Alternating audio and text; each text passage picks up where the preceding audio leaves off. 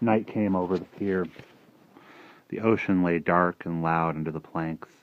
Ralph sat cold and waxen in his glass coffin, laying out the cards, his eyes fixed, his mouth stiff. At his elbow, a growing pyramid of burnt cigarette butts grew larger. When Amy walked along under the hot red and blue bulbs, smiling, waving, he did not stop setting the cards down, slow and very slow. "Hi, Ralph," she said. "How's the love affair?" he asked, drinking from a dirty glass of iced water. "How's Charlie Boyer? Or is it Cary Grant?" "I just went and bought me a new hat," she said, smiling. "Gosh, I feel good. You know why? Billy Fine's sending a mirror out tomorrow. Can't you just see that nice little guy's face? I'm not so hot at imagining. Oh, Lord, you'd think I was going to marry him or something. Why not? Carry him around in a suitcase. People say, 'Where's your husband?' All you do is open your bag, yell, 'Here he is,' like a silver cornet. Take him out of his case, any old hour, play a tune, stash him away. Keep a little sandbox for him on the back porch." "I was feeling so good," she said. "Benevolent is the word." Ralph did not look at her, his mouth tight. "Benevolent.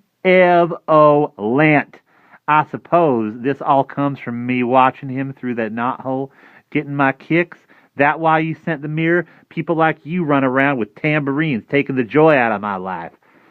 Remind me not to come to your place for drinks anymore. I'd rather go with no people at all than mean people."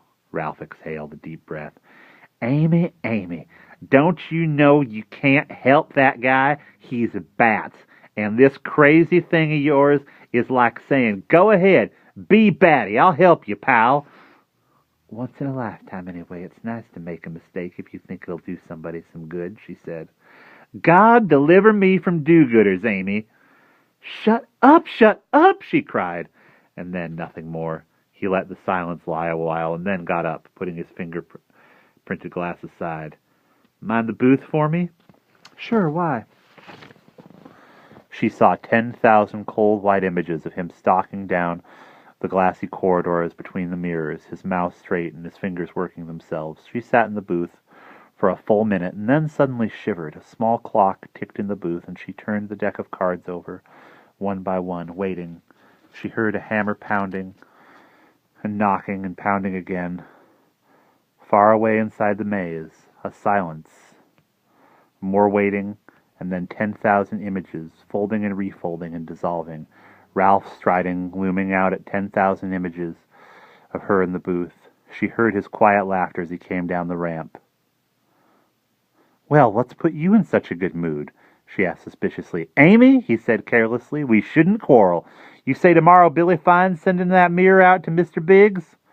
You're not going to try anything funny." "Me?" He moved her out of the booth and took over the cards, humming, his eyes bright. "Not me. Oh, no, not me." He did not look at her, but started quickly to slap out the cards. She stood behind him, her right eye began to twitch a little. She folded and unfolded her arms. A minute ticked by.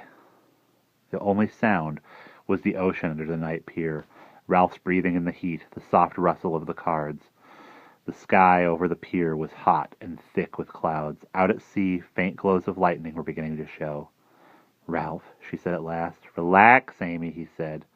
"About that trip you wanted to take down the coast?" "Tomorrow," he said. "Maybe next month. Maybe next year. Old Ralph Banger's a patient guy. I'm not worried, Amy. Look," he held up a hand. "I'm calm."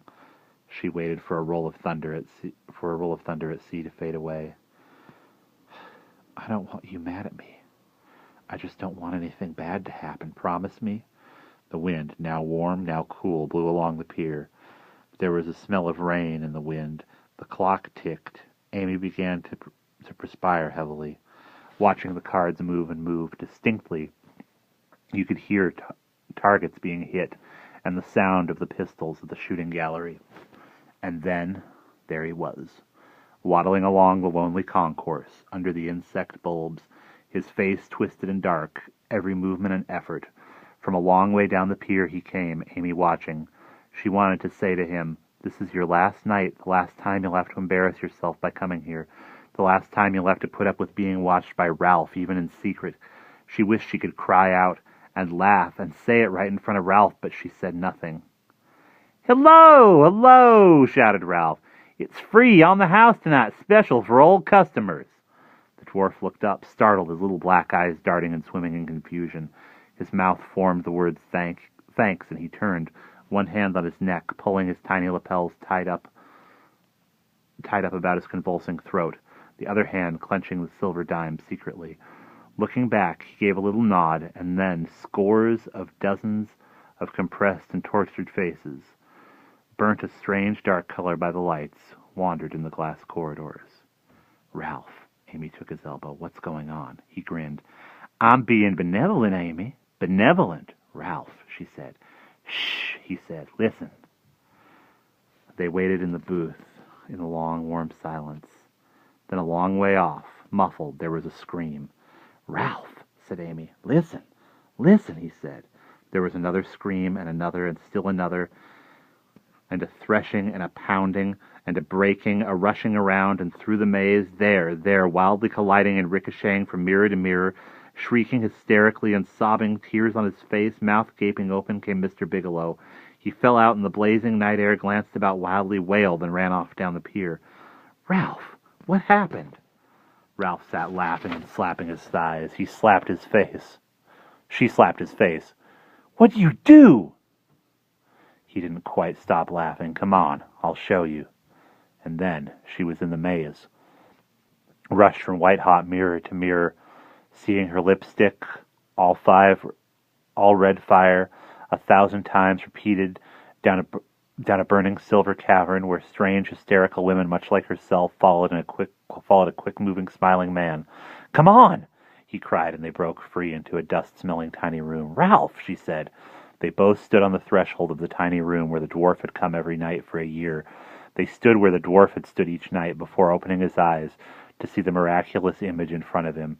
Amy shuffled slowly, one hand out, into the dim room. The mirror had been changed. The new mirror made even normal people small, small, small. It made even tall people little and dark and twisted, smaller as you moved forward. And Amy stood before it, thinking and thinking that if it made big people small standing here, God, what would it do to a dwarf? A tiny dwarf, a dark dwarf, a startled and lonely dwarf. She turned and almost fell. Ralph stood looking at her. "Ralph," she said. "God, why did you do it?" "Amy, come back!" She ran out through the mirrors crying, staring with blurred eyes. It was hard to find the way, but she found it. She stood blinking at the empty pier, started to run one way, then another, then still another. She then stopped. Ralph came up behind her, talking, but it was like a voice heard behind a wall, late at night, remote and foreign. "Don't talk to me," she said. Someone came running up the pier. It was Mr. Kelly from the shooting gallery. "Hey, any of you see a little guy just now? Little stiff swiped a pistol from my place, loaded, run off before I got a hand on him. You help me find him." And Kelly was gone, sprinting, turning his head to search between the canvas sheds, on away under the hot blue and red and yellow strung bulbs. Amy rocked back and forth and took a step. "Amy, where are you going?" She looked at Ralph, as if they had just turned a corner, strangers passing and bumped into each other. "I guess," she said, "I guess I'm going to help search." "You won't be able to do nothing." "I've got to try anyway." "Oh, God, Ralph, this is all my fault. I shouldn't have phoned Billy Fine. I shouldn't have ordered a mirror." Sorry. "I shouldn't have ordered a mirror and got you so mad. You did this. It's me. Should have gone to Mr. Big. Not a crazy thing like I bought. I'm going to find him if it's the last thing I ever do in my life." Swinging about slowly, her cheeks wet, she saw the quivery mirrors that stood in front of the maze. Ralph's reflection was in one of them. She could not take her eyes away from the image. It held her in a cool and trembling fascination with her mouth open. "Amy, what's wrong? What are you—" He sensed where she was looking and twisted about to see what was going on. His eyes widened. He scowled at the blazing mirror. A horrid, ugly little man, 2 feet high, with a pale, squashed face under an ancient straw hat, scowled back at him. Ralph stood there glaring at himself, his hands at his sides. Amy walked slowly, and then began to walk fast, and then began to run. She ran down the empty pier, and the wind blew warm, and it blew large drops of hot rain out of the sky on her all the time she was running. The end.